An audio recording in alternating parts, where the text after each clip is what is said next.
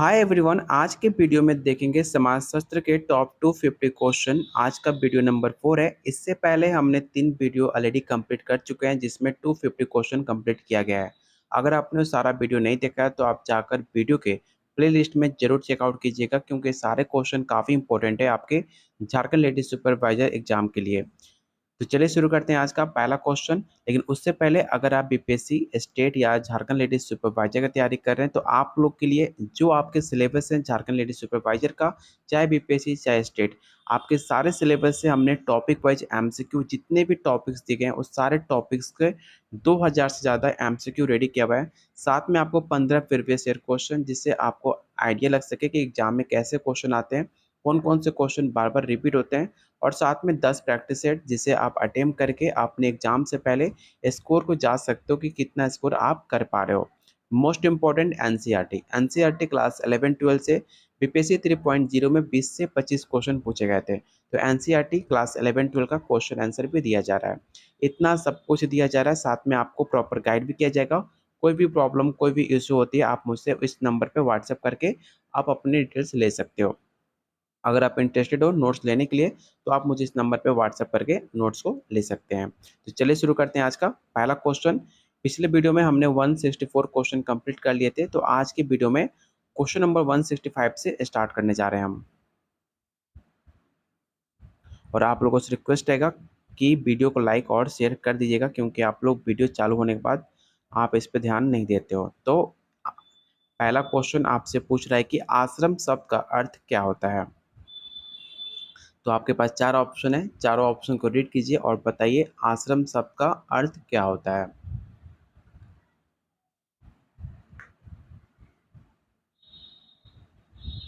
तो जो भी आंसर डी टिक आउट कर रहे हैं उनका आंसर गलत है। आश्रम का अर्थ होता है एक ऐसा स्थान जहाँ प्रयत्न और परिश्रम किया जाता हो।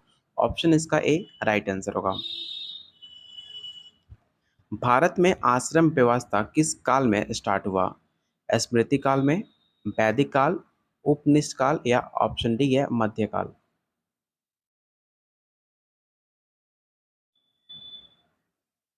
तो इसका राइट आंसर होगा ऑप्शन नंबर सी उपनिषद काल।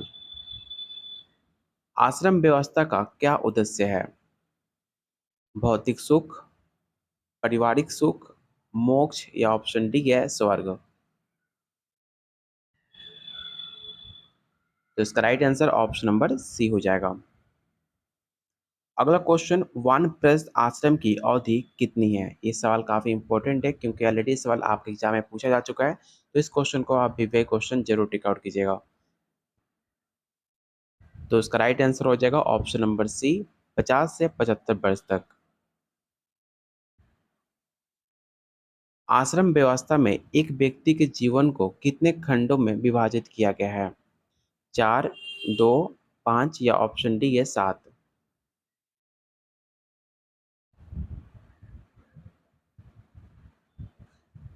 तो इसका राइट आंसर होगा ऑप्शन नंबर ए 4। वो व्यवस्था जिसके द्वारा विभिन्न आयु के व्यक्तियों को समाज में भिन्न भिन्न दायित्व सौंपे गए हैं उसे क्या कहते हैं। तो याद रखिएगा, उसे हम आश्रम व्यवस्था के नाम से जानते हैं। ऑप्शन इसका ए राइट आंसर होगा। गर्भाधान किस प्रकार का संस्कार है। आपके पास 4 ऑप्शन है, ध्यान से देखिए ऑप्शन और बताइए क्वेश्चन 171 का राइट आंसर क्या होगा।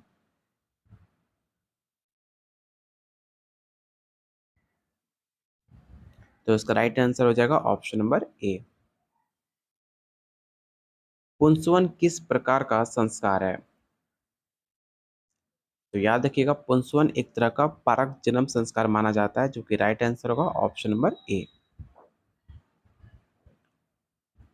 सीमांतरण किस प्रकार का संस्कार है। पहला ऑप्शन है प्राग जन्म संस्कार, बाल्यावस्था का संस्कार, शैक्षणिक संस्कार, या ऑप्शन डी है अवशासन संस्कार।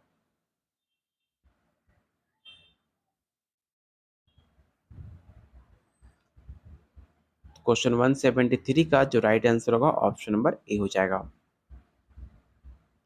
जात क्रम किस प्रकार का संस्कार है।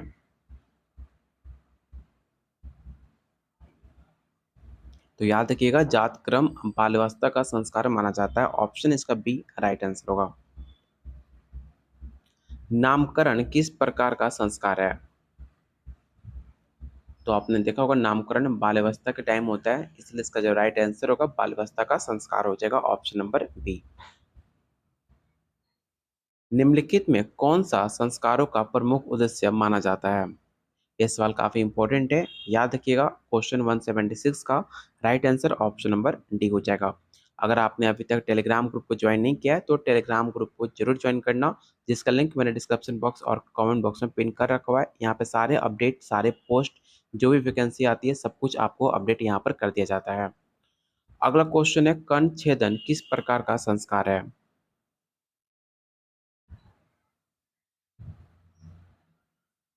तो याद रखिएगा, कर्णवेद बाल अवस्था का संस्कार माना जाता है, ऑप्शन इसका बी राइट आंसर होगा। उपनयन किस प्रकार का संस्कार है? तो उपनयन बाल्यावस्था का संस्कार माना जाता है, जो कि राइट आंसर होगा, ऑप्शन नंबर बी। अगला क्वेश्चन काफी इंपॉर्टेंट है, आपको बताना है कि मनु ने कर्म के कितने भेद बताए हैं? एक, दो, तीन या ऑप्शन डी है चार?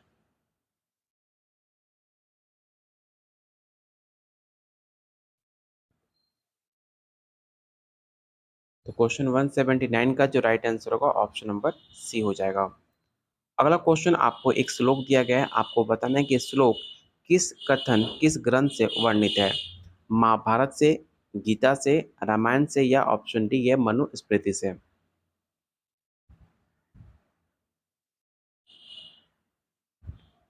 तो क्वेश्चन 180 का जो राइट आंसर हो जाएगा ऑप्शन नंबर बी हो जाएगा, गीता।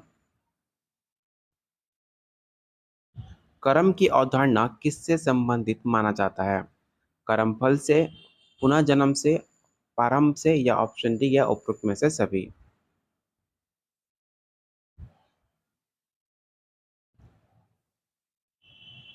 तो इसका राइट आंसर होगा ऑप्शन नंबर डी, उपरोक्त में से सभी। कर्म के सिद्धांत के अनुसार कर्म का संबंध उन सभी क्रियाओं से है जो डैश हैं। तो आपके पास चार ऑप्शन है, चारों ऑप्शन को रीड कीजिए और बताइए क्वेश्चन 182 का राइट आंसर क्या होगा।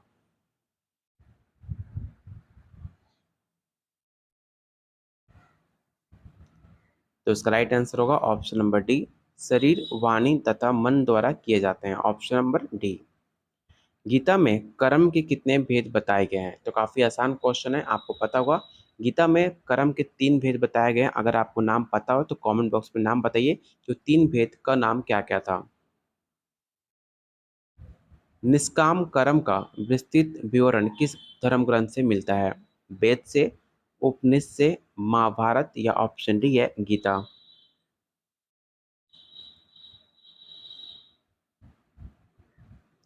तो क्वेश्चन 184 का जो राइट आंसर होगा ऑप्शन नंबर बी होगा, गीता। अगला क्वेश्चन काफी इंपॉर्टेंट है, आपको बताना है कि जाति के अंग्रेजी शब्द कास्ट की उत्पत्ति कास्टा शब्द से मानी जाती है। कास्टा किस भाषा का शब्द है? लैटिन, इंटेलियन, फ्रेंच या ऑप्शन डी है पुर्तगाली?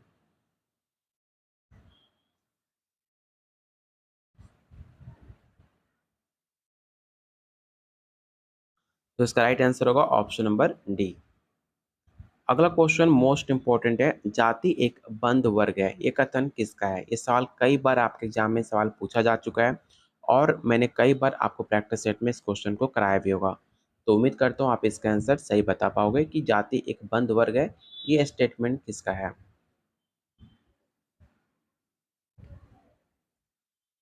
तो इसका राइट आंसर होगा ऑप्शन नंबर बी, मजमूदार और मदान। इस क्वेश्चन को आप जरूर याद रखिएगा। जाति शब्द की उत्पत्ति का पता सबसे पहले किसने लगाया था? पहला ऑप्शन है चार्ल्स एस्कूले, ओविड डुबाइम्स, हर्बर्ट रिजले या ऑप्शन डी है ग्रेसिया डी ओरेटा?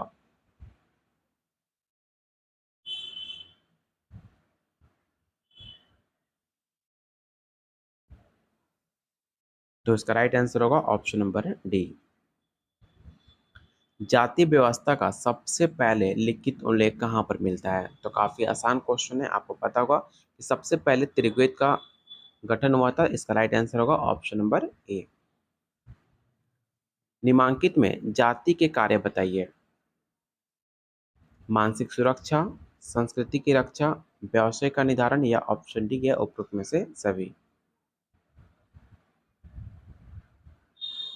तो इसका राइट आंसर होगा ऑप्शन नंबर डी। निम्न से जाति का आधार क्या है? जन्म, कर्म, धन या ऑप्शन डी है योग्यता। तो आपको पता होगा आपके जाति का आधार आपके जन्म के टाइम पे ही बता दिया जाता है कि आप किस धर्म में हो, किस जात में साथ आपकी जन्म हुई है, इस गरीब घर में हुई है कि अमीर घर में हुई है, कैसा फैमिली है, सब कुछ आपको जन्म के आपके आधार पे ही आपकी जाति के आधार से उसको डिवाइड किया जाता है। तो इसका राइट आंसर होगा ऑप्शन नंबर ए। निम्नलिखित में कौन सा जाति नहीं है? तो काफ़ी आसान क्वेश्चन है, इसमें बिल्कुल भी टाइम लेना नहीं चाहिए। आपको पता होगा ब्राह्मण, क्षत्रिय, शूद्र ये 3 आपके जाति हैं, जबकि भील जो है आपका एक जो आपके आदिवासी होते हैं उसका एक जाति माना जाता है भील, इसलिए इसका जो जाति में काउंट इसे नहीं किया जाता। तो ऑप्शन इसका सी राइट आंसर होगा। जाति की उत्पत्ति का व्यावसायिक सिद्धांत किसने दिया था? ये सवाल काफ़ी इंपॉर्टेंट है, इसे आप याद रखिएगा कि जाति का उत्पत्ति व्यावसायिक सिद्धांत नेस्फील्ड ने दिया था। तो ऑप्शन इसका ए राइट आंसर होगा।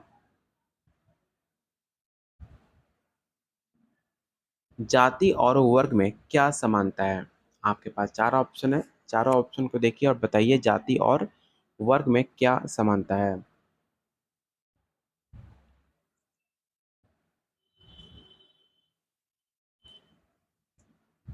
तो इसका राइट आंसर होगा ऑप्शन नंबर सी। जाति की प्रकृति कैसी होती है?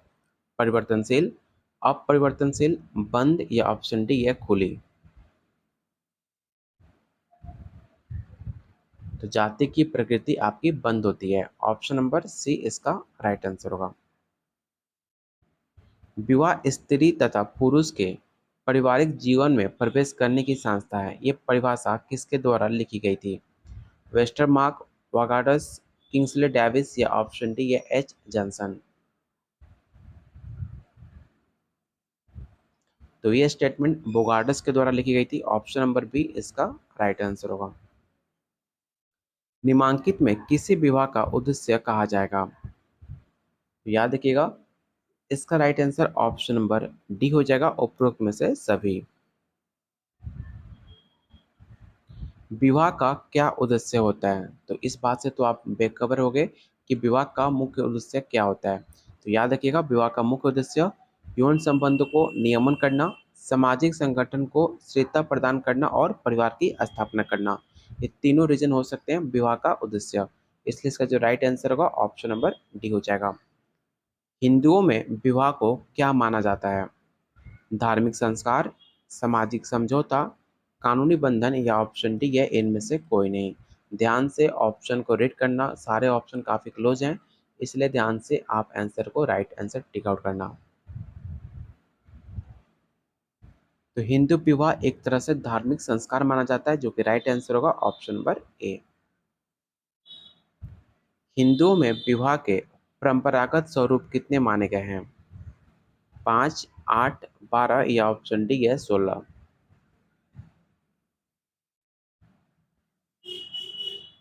तो इसका राइट आंसर होगा ऑप्शन नंबर बी, टोटल 8 माने गए हैं, ऑप्शन नंबर बी इसका राइट आंसर होगा। निम्न में कौन सा हिंदू विवाह का उद्देश्य नहीं है? ध्यान से क्वेश्चन को रीड करना, क्वेश्चन में आपसे नहीं पूछा गया है। धर्म, प्रजा, अर्थोपार्जन या रति आनंद।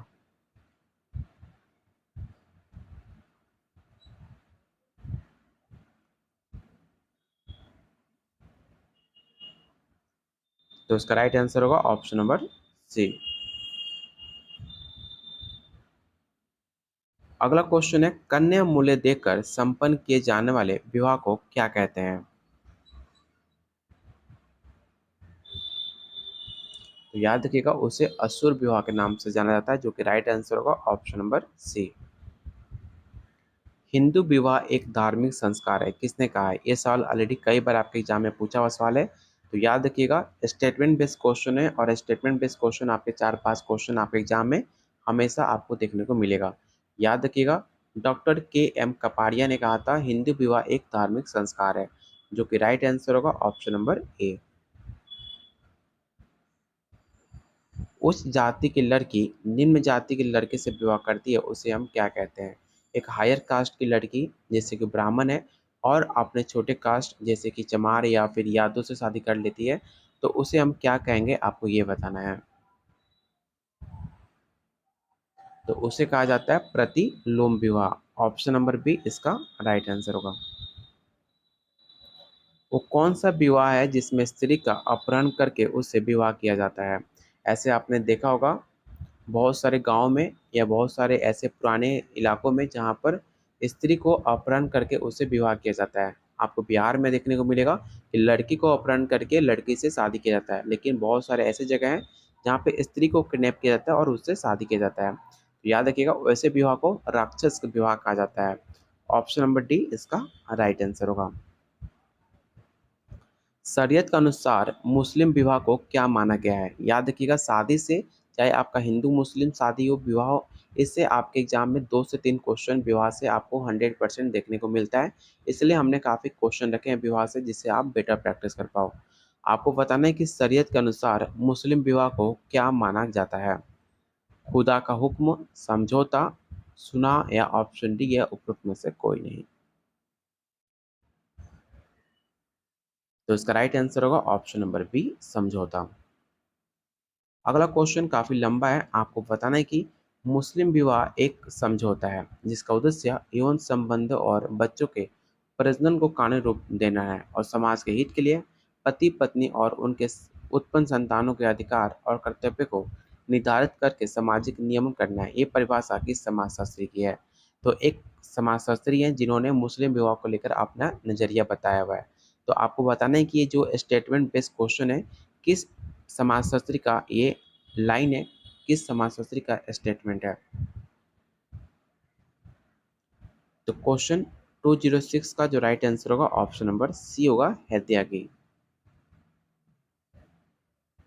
मुस्लिम विवाह को उर्दू में क्या कहा जाता है? तो काफी आसान क्वेश्चन है। आप दोस्तों के साथ कई जगह सुना होगा निकाह, जो कि मुस्लिम विवाह में शादी को निकाह के नाम से जाना जाता है, जो कि राइट आंसर होगा ऑप्शन नंबर ए। अगला क्वेश्चन है मुस्लिम विवाह में डैश। तो चलिए इसका ऑप्शन देख लेते हैं। पहला ऑप्शन है कन्यादान का प्रचलन है। ऑप्शन बी है कन्यादान का प्रचलन नहीं है। उपरोक्त में से दोनों हो सकते हैं या ऑप्शन डी संदेह है। तो ध्यान से क्वेश्चन को रीड करना कि मुस्लिम विवाह में क्या होता है। तो याद रखिएगा मुस्लिम विवाह में कन्यादान नहीं होता है। ठीक है, जब ए आंसर नहीं होगा तो आपका ऑप्शन सी भी आपका राइट आंसर नहीं होगा। याद रखिएगा मुस्लिम विवाह में कन्यादान का प्रचलन नहीं माना जाता। कन्यादान सिर्फ हिंदू विवाह में माना जाता है, जो कि आपके पापा मम्मी, लड़की के मम्मी पापा कन्यादान करते हैं। तो इसका राइट आंसर होगा ऑप्शन नंबर बी। मुस्लिम विवाह क्या है? एक विशेष समझौता है, धार्मिक संस्कार और समझौता दोनों है, एक धार्मिक संस्कार है या ऑप्शन डी या उपरोक्त में से कोई नहीं। तो याद रखिएगा मुस्लिम विवाह एक तरह का विशिष्ट समझौता माना जाता है। मुस्लिम विवाह विच्छेद अधिनियम किस सन में पारित हुआ था? इस क्वेश्चन को आप रट्टा जरूर मार लीजिएगा कि मुस्लिम विवाह विच्छेद अधिनियम किस सन में पारित हुआ था। तो याद रखिएगा 1939 ईस्वी में। मुस्लिम समाज में पति द्वारा पत्नी को दिए जाने वाला धन क्या कहलाता है? जैसे कि हिंदू विवाह में जब लड़की के फादर फादर जो हैं लड़कों को दहेज देते हैं उसको कहा जाता है दहेज। लेकिन सेम अगर मुस्लिम समाज में पति और पत्नी को दिए जाने वाले धन को मेहर के नाम से जाना जाता है, जो कि राइट आंसर होगा ऑप्शन नंबर डी। दहेज आपको हिंदू में बोला जाता है। भारतीय ईसाई विवाह अधिनियम कब पारित हुआ था? पहला ऑप्शन है 1865, 1866, 1867 या ऑप्शन डी है 1868।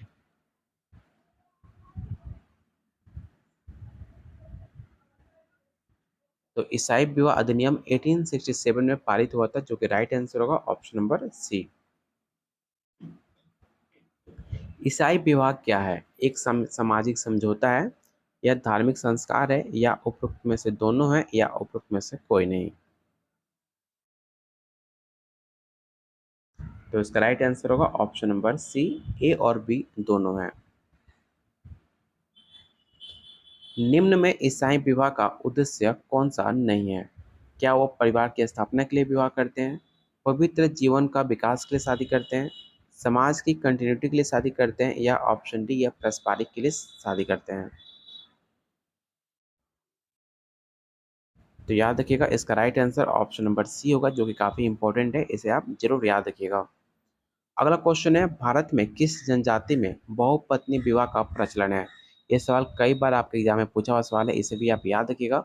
आपके एग्जाम में सवाल देखने को मिल सकता है। और याद रखिएगा कि बहुपत्नी विवाह आपके गोंडा में, आपके जो गोर होते हैं उसमें काफी ज्यादा प्रचलित है। तो ऑप्शन नंबर ए इसका राइट आंसर होगा। आज हमारी कोशिश है कि जितने भी आपके 250 क्वेश्चन है आज के वीडियो में से कंप्लीट कर दिया जाए।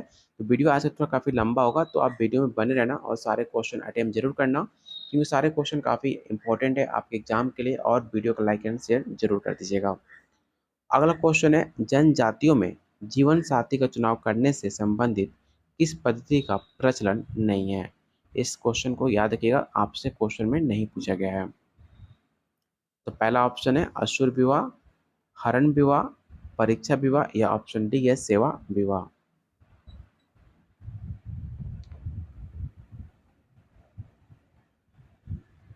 तो इसका राइट आंसर होगा ऑप्शन नंबर ए। टोडा जनजाति में बहुपत्नी विवाह का प्रचलन है। ये कथन सत्य है कि असत्य है, या आंशिक सत्य है, या अर्थहीन है? आपको ये बताना है।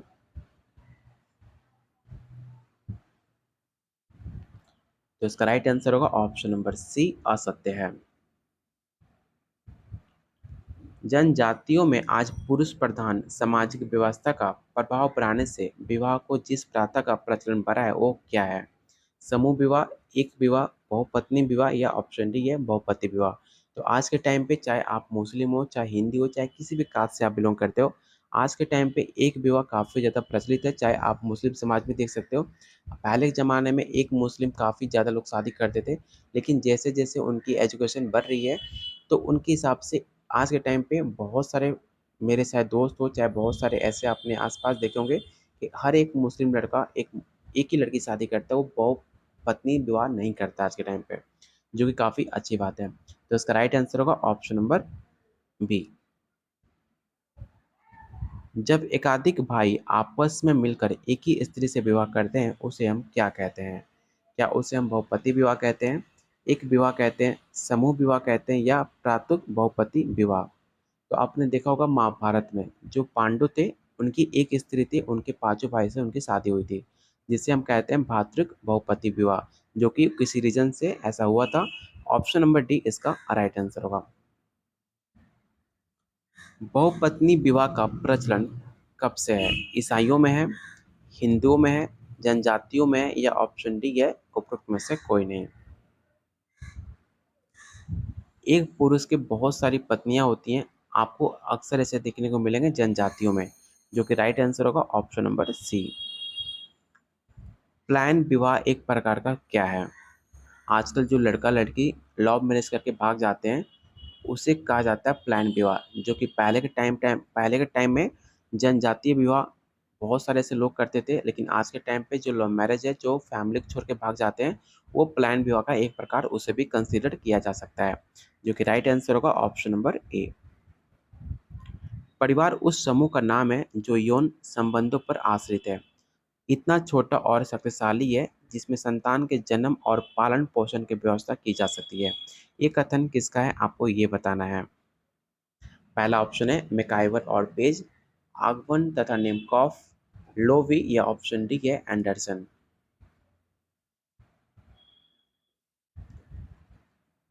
तो इसका राइट आंसर होगा ऑप्शन नंबर ए।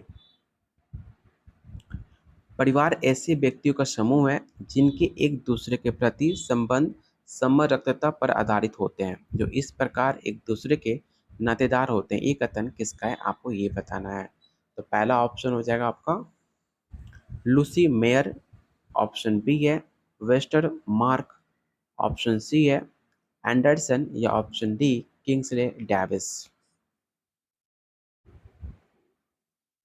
तो इसका राइट आंसर होगा ऑप्शन नंबर डी।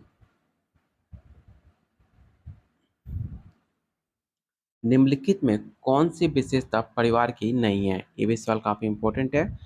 पहला ऑप्शन है सार्वभौमिकता, असमिति आकार, सामाजिक समूह, या ऑप्शन डी है भावात्मक आधार? तो इसका राइट आंसर होगा ऑप्शन नंबर बी। मात्रात्मक परिवार किस जनजाति में पाए जाते हैं? नायर, भोटिया, खस या ऑप्शन डी है भील। तो इसका राइट आंसर होगा ऑप्शन नंबर ए। अगला क्वेश्चन काफी आसान है। केंद्रीय परिवार का अर्थ क्या होता है? तो याद रखिएगा, केंद्रीय परिवार का अर्थ होता है पति, पत्नी और उसके अविवाहित बच्चे, मतलब जिन बच्चों को शादी ना हुआ हो। तो ऑप्शन नंबर सी इसका राइट आंसर होगा। संयुक्त परिवार बढ़ावा देता है, जो संयुक्त परिवार है किस चीज का बढ़ावा देता है आपको ये बताना है। पहला ऑप्शन है विधवा पुनः विवाह का, ऑप्शन बी है बाल विवाह का, ऑप्शन सी है विलम्ब विवाह या ऑप्शन डी प्रतिलोम विवाह। तो संयुक्त परिवार में जब आप बहुत लंबे फैमिली में रहते हो, थोड़ा बहुत भी आपकी एज बढ़ती है तो लोग आपके पीछे पड़ जाते हैं शादी के लिए, इसलिए इसे समूह जो आपका समूह संयुक्त परिवार है उसके लिए बाल विवाह आपका राइट आंसर होगा ऑप्शन नंबर बी। संयुक्त परिवार के विघटन का मुख्य कारण आप किसे मानते हो? तो इसका राइट आंसर होगा ऑप्शन नंबर ए औद्योगिकरण। हिंदू विवाह आर्टिकल अधिनियम कब पारित हुआ? इस सवाल काफी इंपॉर्टेंट है, इसे आप रट्टा जरूर मार लेना और याद रखिएगा कि हिंदू विवाह आर्टिकल 1955 में यह अधिनियम पारित की गई थी, जो कि राइट आंसर होगा ऑप्शन नंबर ए।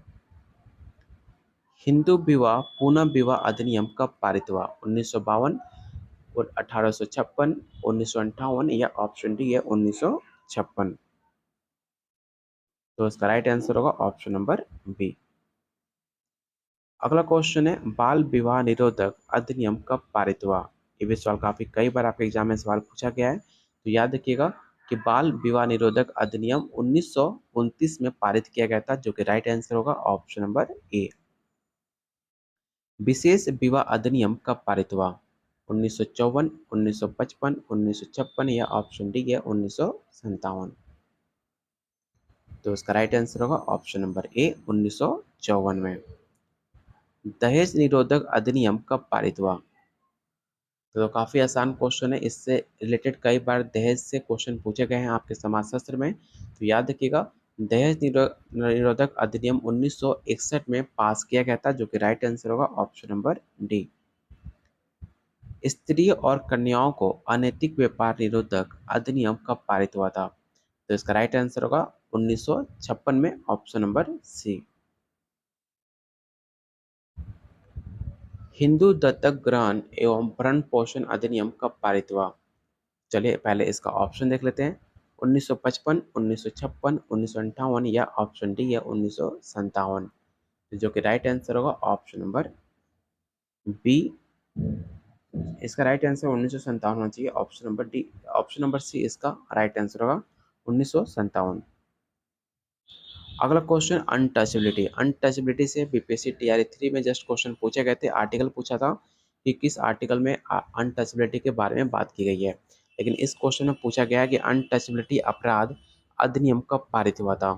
तो याद रखिएगा 1955 में। ऑप्शन नंबर सी इसका राइट आंसर होगा। आर्टिकल कौन सा है जो अनटचेबिलिटी के बारे में बात करता है? तो आर्टिकल 17, इसे भी आप नोट डाउन जरूर कर लेना। मुस्लिम विवाह कानून कब पारित हुआ?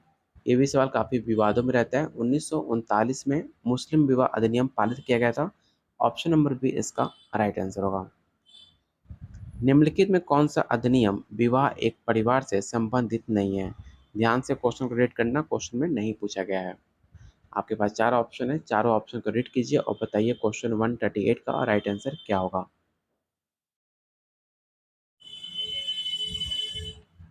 तो इसका राइट आंसर होगा ऑप्शन नंबर सी। हिंदू उत्तराधिकारी अधिनियम कब पारित हुआ? पहला ऑप्शन है 1951 में, 1954, 1956 या ऑप्शन डी है 1955। तो इसका राइट आंसर होगा ऑप्शन नंबर सी 1956। स्वजनों के परस्पर संबंधों को नियमित करने वाली व्यवस्था को क्या कहते हैं? नातेदारी प्रथा, वर्ग व्यवस्था या सन 1956 में या ऑप्शन डी है दास प्रथा। तो क्वेश्चन 1 to 40 का राइट आंसर ऑप्शन नंबर ए हो जाएगा।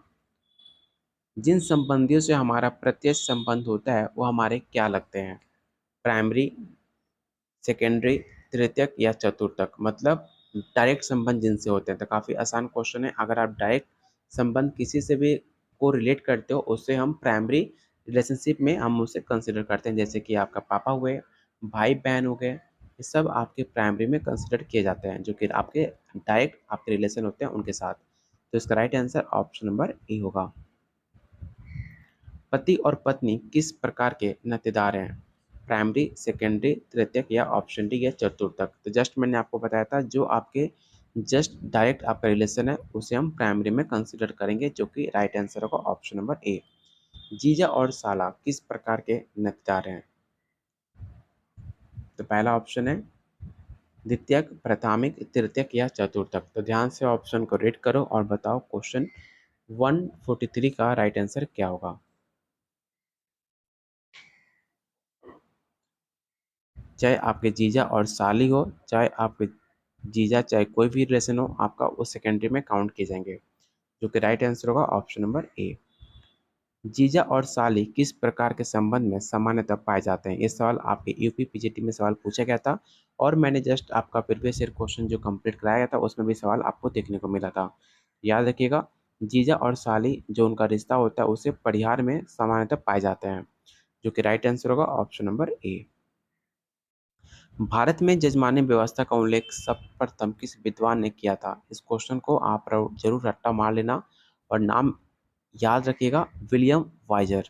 ऑप्शन नंबर ए इसका राइट आंसर होगा। उस व्यवस्था को क्या कहा जाता है जिसमें विभिन्न जातियां एक दूसरे को अपने परंपरागत सेवाएं प्रदान करती हैं? तो याद रखिएगा, वैसे प्रथा को हम जजमानी प्रथा कहते हैं। Option number b. निम्नलिखित विशेषताओं में कौन सी विशेषता जजमानी व्यवस्था की है? ये भी सवाल काफी इंपॉर्टेंट है, याद रखिएगा। इसका right answer option number D हो जाएगा। सारे पॉइंट को आप रीड करना, क्योंकि ऐसे क्वेश्चन आपके एग्जाम में बनाए जा सकते हैं।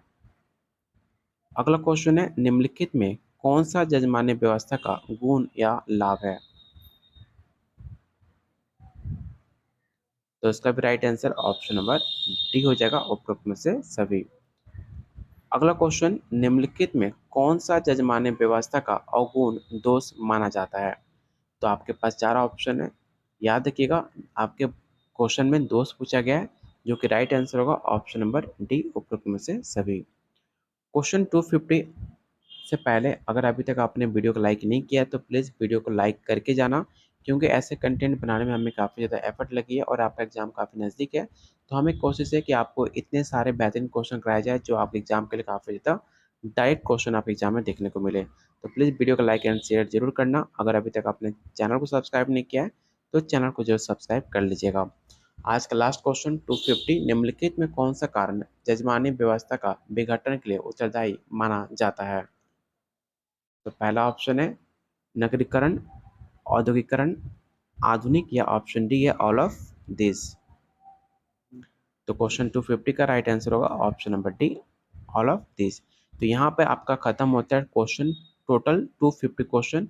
ये सारे क्वेश्चन काफ़ी मोस्ट इंपॉर्टेंट है। हमने इस प्रैक्टिस सेट में जो 250 क्वेश्चन को कंसिडर किया है वो ऐसे क्वेश्चन है जो हर बार किसी न किसी स्टेट में बार बार पूछे जा रहे हैं, इसलिए सारे क्वेश्चन काफ़ी इंपॉर्टेंट है। एक भी क्वेश्चन बिल्कुल स्किप मत करना। हमने पूरे 250 क्वेश्चन 4 पार्ट वीडियो में कंप्लीट किया हुआ है। अगर आपने चारों वीडियो नहीं देखा है तो चारों वीडियो जरूर देखना, क्योंकि हर एक सवाल आपके एग्जाम में आने के चांसेस काफ़ी ज़्यादा है। तो और वीडियो को लाइक एंड शेयर जरूर कर देना अगर अभी तक आपने वीडियो को लाइक एंड शेयर नहीं किया है तो। अगर आप पेड नोट्स लेना चाहते हो तो आपके एग्जाम तक जितने भी यूट्यूब पर क्लासेस आएंगे सारे आपको नोट्स शेयर किए जाएंगे। साथ में आपको बहुत सारे कंटेंट दिए जा रहे हैं जिससे आप बेटर तैयारी कर सकते हो अपने एग्जाम के लिए। अगर आप इंटरेस्टेड हो लेने के लिए तो आप मुझे इस नंबर पे व्हाट्सअप करके ले सकते हो। टोटल आपको इस सिलेबस में जितने भी टॉपिक्स दिए गए हैं सारे सिलेबस में 2000 से ज़्यादा एमसीक्यू आपके सिलेबस में जो टॉपिक्स हैं वो सारे टॉपिक से आपको एमसीक्यू मिलेंगे। साथ में 15 previous year question, 10 practice set और एनसीईआरटी का क्लास 11 का क्वेश्चन आंसर है। अगर आप इतना ईमानदारी से कंप्लीट कर लेते हो तो आपका सिलेक्शन होने से कोई रोक नहीं सकता, इसकी गारंटी मैं देता हूँ। तो मिलते हैं बहुत जल्द अगले वीडियो में, तब तक के लिए कीप वॉचिंग, कीप शेयरिंग।